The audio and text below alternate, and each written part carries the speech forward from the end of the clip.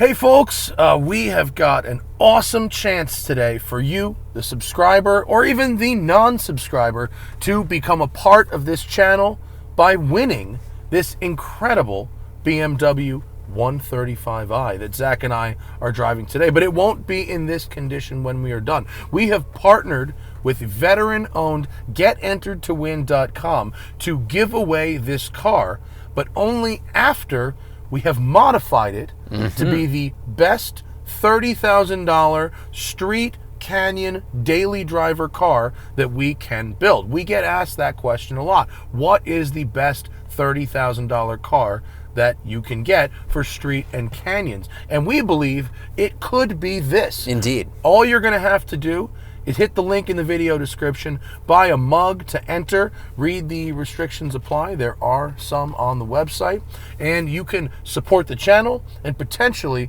win this car in November once we have modified it. Yes, we have very good plans for this car. We're going to build it to what we think will be kind of the ideal overall dual purpose vehicle. Right. We're going to do a lot of smart things, going to do some maintenance things.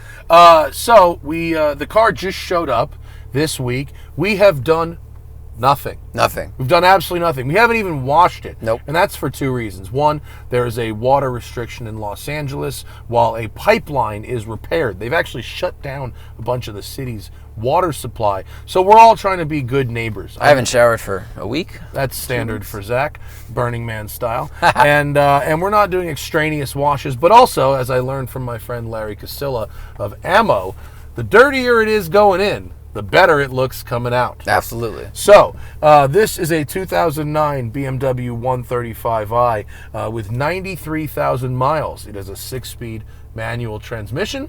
It is black on black, and it seems that it has been reasonably well cared for. Yeah, I mean, it has 93,000 miles on it. At this age and condition, it seems pretty tight. Yes. It seems pretty decent, and we can definitely work with it, although it's a little bit scruffy. So here we are in the canyons. I haven't driven a stock 135 since they came out. It's been 11 years. Everything you've driven has like 900 horsepower. Right. So let's have a go and see what it's about.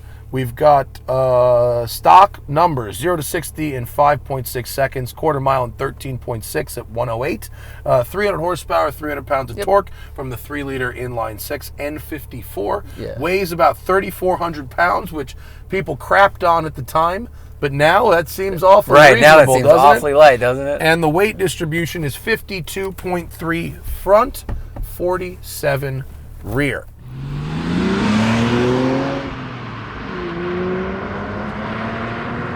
Look, it has reasonable ground clearance. It does. To get out of. Because it's not slammed on the bags. Not slammed. It's got dual zone climate control, heated seats. It's got push button start, but you got to put that BMW fob in the thing. Smooth inline 6. This is the twin turbo, right? The N54 is a sequential twin turbo. The N55, which replaced it only a few years later, went to a single twin scroll turbo. But this engine, if you look up the list of cars that this engine was used in, it was used in some big stuff, like the X6, the 740, like physically large vehicles. At one point, this engine made an appearance in, I believe, every single BMW made. Oh, yeah, like all of them. It was in all of them. 1, 3, 4, 7. I mean, I was amazed. You know, it's moving SUVs and it's moving this little pint-sized thing. So I love the size of the car. It is the right size for street and track for 2 or occasionally 4 people. The back seat's a little small, but the trunk is pretty big. The footprint of the car is small. I like that. The power band is super, super wide, right? 2,600 to 7,000 is the power band, and it pulls good. We're not going to have to do any modifications to the power at all because it's got great power.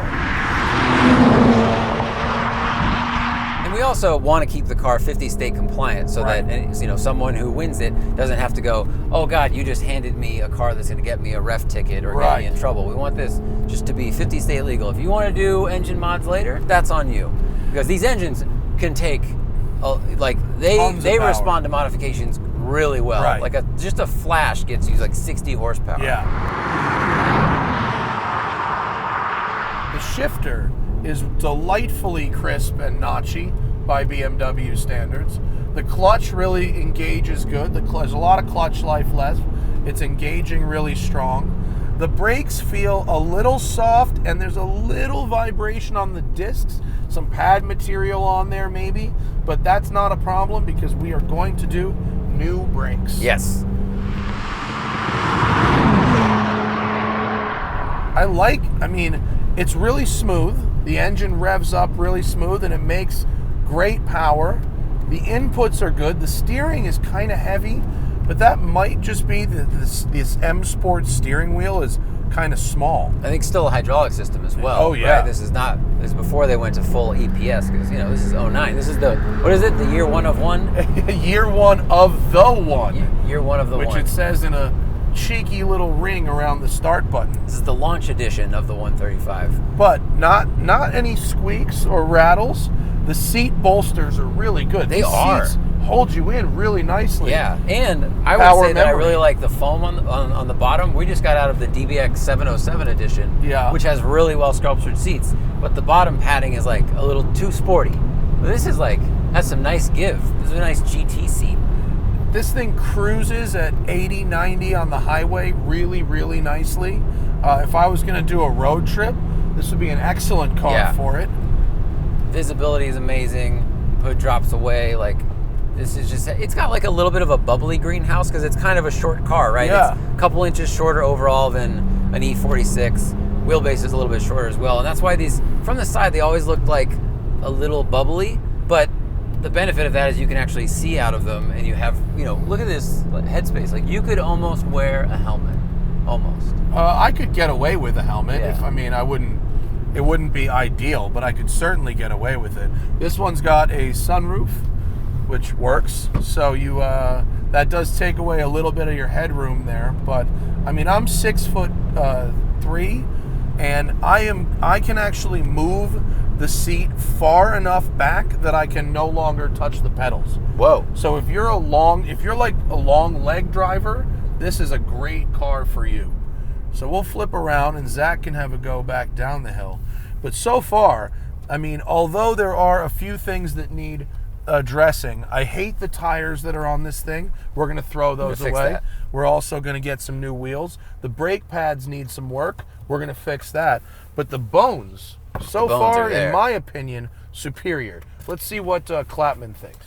One thing I noticed from the passenger seat now, some of the plastics in here are a little tired.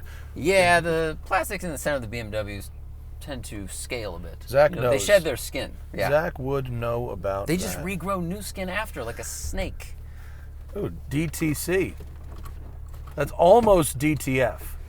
We're putting the DTC in DTC mode. It's not that kind I believe of show. That's dynamic traction control. Dynamic traction control. I'm so glad it has a telescoping wheel. Yeah. All right. I love this car. I love small cars that fit big people. Yeah, that's what I was saying about the shape of it. Yeah. It fits big people, even though it's a very short car. And it has such short overhangs. I really like that. Yeah. These cars are great bones. I've got some friends who have taken these and turned them into track day cars, and they rip.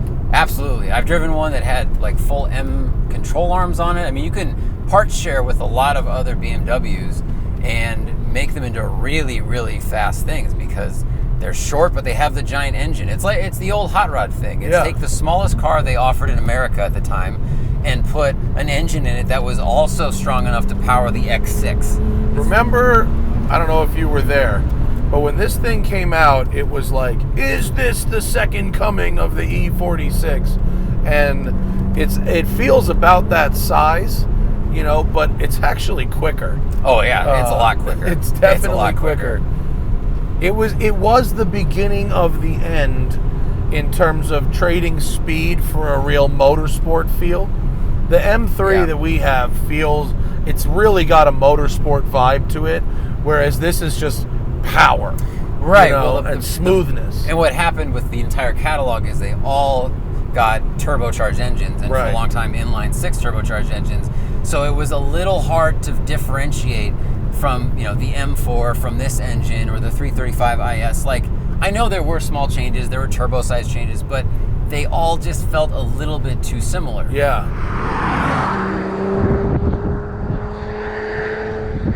This engine, like, the torque comes on nice, it's smooth, it's fast.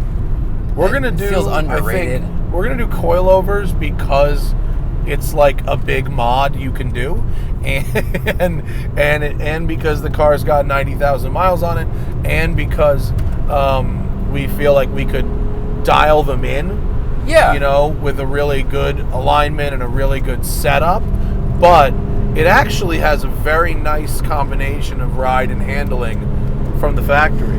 I'm impressed. I mean, going through these corners, we don't have as much body roll as I expected from something that rides, I'd say, so softly but nicely on the highway and on bumpy roads. It does have a really good dual personality to it, but that's what we want to kind of, I'd say, elevate is with the coilovers, is something that's a little bit more focused, because this is going to be intended to be your daily canyon vehicle. Right. I don't know, it just feels really smooth. It feels really comfortable. I'm not worried about it. It is a pretty nice car. It's a nice little slalom thing. It's got a good rhythm to it. And yet, it's really quiet in here, where, like you said, you could drive this for 2,000 miles, and I think you'd be really comfortable at the end of it. Yeah. It's a really good seat. It is a good seat. It's a good driving position. The clutch is light, but you can feel the grab point very well.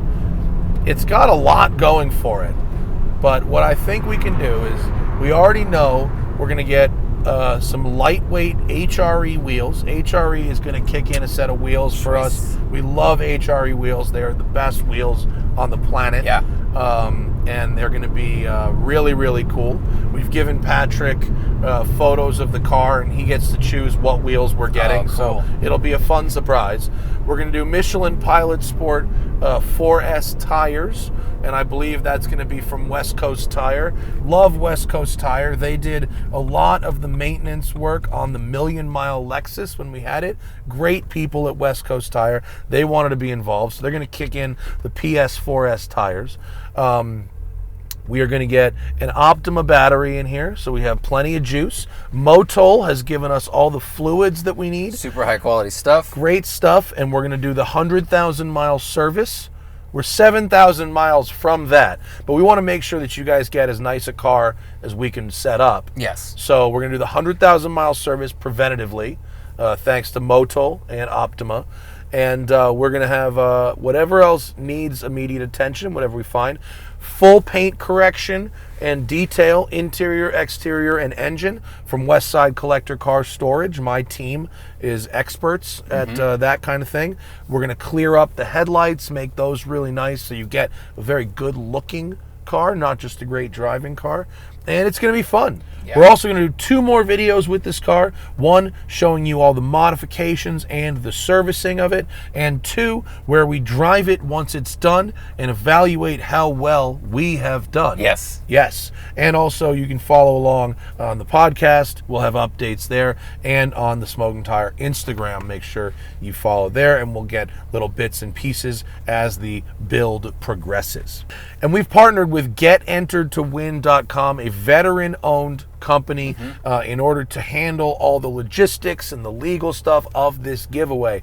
All you've got to do is hit the link in the description and buy a mug with my dumb face on it. Sexy face. And you get entered to win this BMW 135i, modified the way that Zach and I deem appropriate for everyday highway and canyon use. Yeah, one of the most common questions we get on our podcast is, what's the best car for those things? So we're going to try to answer that question. Right. Very easy, simple steps. Follow the link in the description, and shout out to GetEnteredToWin.com for helping us with this contest. And thanks for watching. Good luck to you all.